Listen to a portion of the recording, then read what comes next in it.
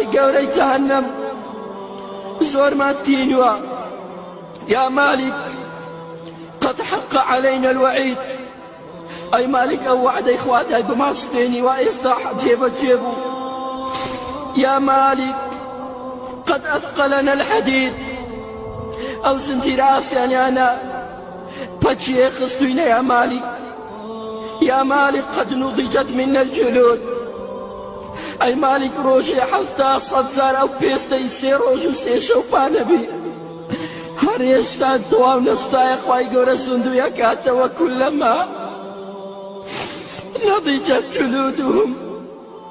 بدلناهم جلودا غيرها ليذوقوا العذاب يا مالك أخرجنا منها فإنا لا نعود أي مالك در ما بينا